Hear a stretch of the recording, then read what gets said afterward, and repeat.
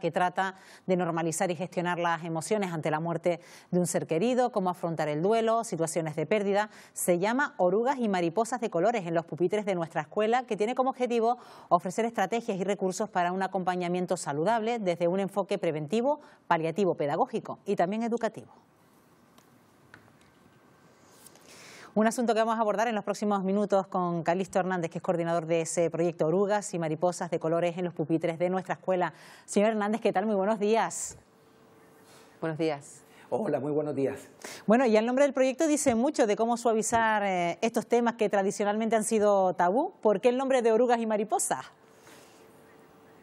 Exactamente, sí, se trata de un nombre simbólico. Sabemos que la temática de la muerte, la pérdida, el duelo es un tema complejo, sobre todo cuando lo acercamos al tema educativo de niños y niñas. Nosotros lo cogimos ya hace unos cuantos años, sobre todo inspirándonos en la figura de la psiquiatra Elizabeth Kubler-Ross, que simbólicamente la mariposa pues representa pues a esos seres queridos que ya no están con nosotros. Ha habido una transformación del estado de oruga, ese estado de tristeza que podemos tener nosotros en una situación de duelo, de pérdida, y llega un momento en el que ese duelo se transforma en vuelo, y por eso hemos cogido esa simbología de orugas y mariposas. Y es un proyecto, señor Herrera, que en principio surgió por la demanda, ¿verdad?, de los propios profesores, porque se sentían sin argumentos y sin pues, cómo ayudar a los niños cuando se les planteaban en las aulas estos problemas, ¿no? Exactamente. Normalmente se suele tener una idea idealizada de que en las escuelas pues lo que predomina es la vida infantil, la vida juvenil, la alegría, y se olvida de que también la muerte entra todos los días en las aulas. Si miramos y escuchamos y sobre todo trascendemos muchas veces los prejuicios y los miedos, vemos que los niños, desde educación infantil, niños, niñas, hasta los adolescentes, pues vienen cargados de pérdidas de todo tipo. Hablamos de muertes de familiares, de abuelos, de mascotas, hablamos de niños y niñas que vienen también con duelos productos de la inmigración, que han dejado a familias. Hablamos de rupturas de familias, divorcios.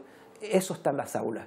Y el reto que tenemos como educadores, no solamente el profesorado, sino también la familia y las personas adultas en general, es mirar cara a cara ese sufrimiento y sobre todo el tener herramientas para acompañar a los niños y a las niñas en ese tipo de situaciones.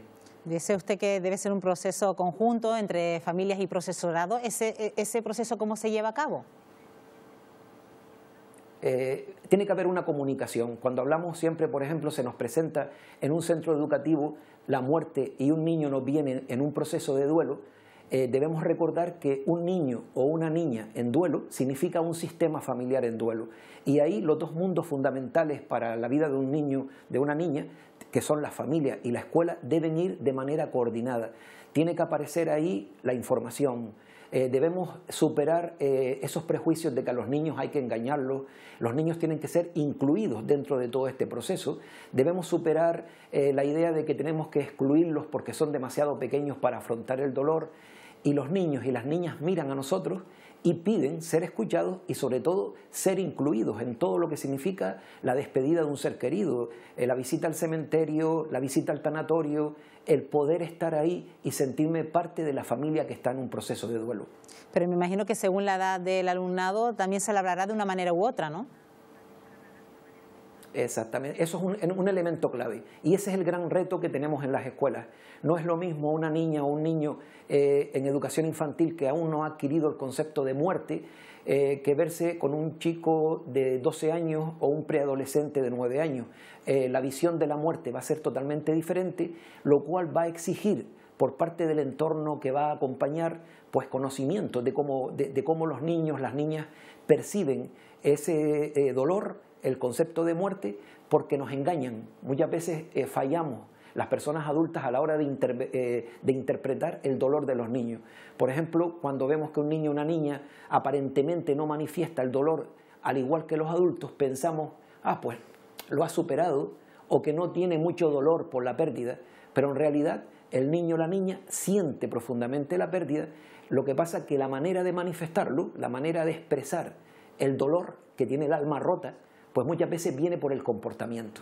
Y es ahí donde nosotros queremos poner nuestra amiguita para que, sobre todo la educación de los adultos y la educación y la formación del profesorado. Claro, y además, sobre todo porque es importante, en un momento en el que en la educación se habla mucho de educación emocional, y de cómo saber tolerar la frustración, saber perder, saber pues, confrontar la adversidad, también es una base fundamental para la educación de un futuro adulto, ¿no? Sí, totalmente de acuerdo. Una escuela que no prepara a los niños y a las niñas con el tema de las adversidades, con el tema de la muerte, porque el mundo no es siempre un lugar amigable. En el mundo también hay injusticias, hay pérdidas, llantos, ausencias, y los niños y las niñas viven ahí, la perciben todos los días, se interrogan y nos miran a los adultos. El problema es cuando ellos nos preguntan, nos cogen a veces sin herramientas para poder responder a esas preguntas. Y cuando un niño o una niña percibe que la persona adulta a la que le ha dirigido ese interrogante no le responde con honestidad, con verdad, ya deja de preguntar y ya entra dentro de la espiral de la muerte es un tema tabú y por tanto no pregunto. Bueno, sabemos que la muerte también es un fenómeno que está vinculado, señor Herrera, a valores y creencias. ¿Cómo se trabaja al respecto? Sí, esa es una pregunta que preocupa mucho al profesorado. Tenemos aulas multiculturales, tenemos niños musulmanes de distintas religiones y cuando nos enfrentamos a la pregunta de maestro, maestra, ¿y dónde van las personas cuando mueren? Son preguntas que aterran porque significa adentrarse en una parte trascendente en la que los niños siempre nos van a llevar. Y claro, una de las normas que hay en educación sobre la muerte es decir siempre la verdad a un niño, tenga la edad que tenga. Y hay pequeñas herramientas que es sencillamente contestar con la verdad. A esta pregunta que muchos maestros y maestras tienen miedo, es sencillamente contestarle de la forma siguiente. Cuando me preguntan, maestro, maestra, ¿dónde van los niños cuando mueren? ¿Dónde van las personas? Pues le decimos sencillamente, con cariño, con ternura, pues no lo sé. En realidad nadie lo sabe. Hay personas que piensan que van a un lugar donde hay mucha paz, que le llaman el cielo, allí se reencuentran con sus familiares. Otros piensan que van a un sitio y vuelven a reencarnarse.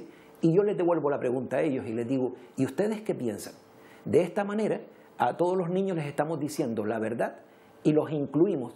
Tengan la religión que tengan, todos se ven incluidos dentro de lo que es la respuesta laica, una respuesta integral en la que todos se ven reconocidos.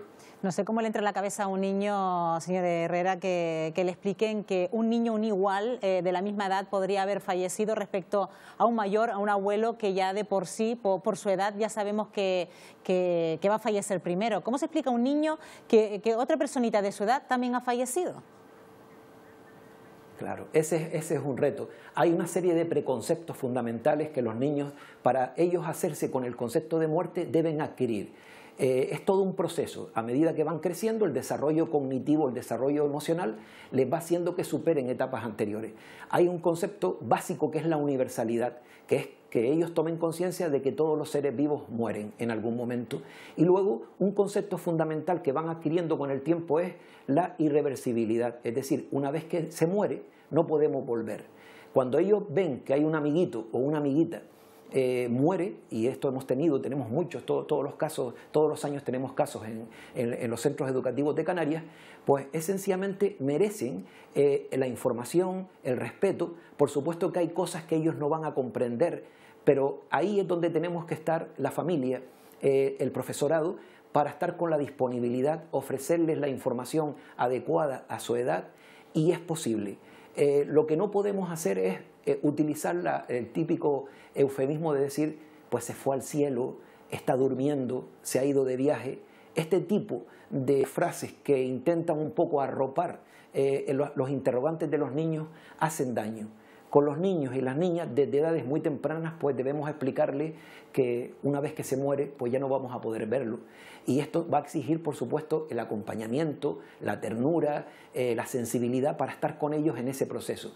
Recordarles que, y siempre nos gusta comentarlos con el profesorado, los niños y las niñas están cerca del dolor.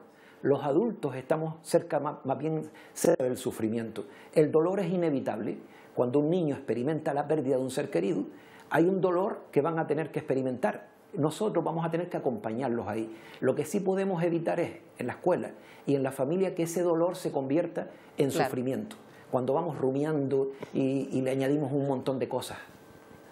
Bueno, pues interesante este proyecto en el que nos hemos acercado en esta mañana, orugas y mariposas de colores en los pupitres de nuestra escuela. Le agradecemos a usted, Carlos Herrera, que antes lo presenté mal con otro nombre, coordinador de este proyecto, que nos haya atendido en esta mañana en Buenos Días Canarias. Calixto Herrera. Gracias, Calixto Herrera, entonces. Ahí quedamos. Gracias, Calixto. Buenos días. Sí, muy bien, muy bien. Muchas gracias a ustedes. Buen día.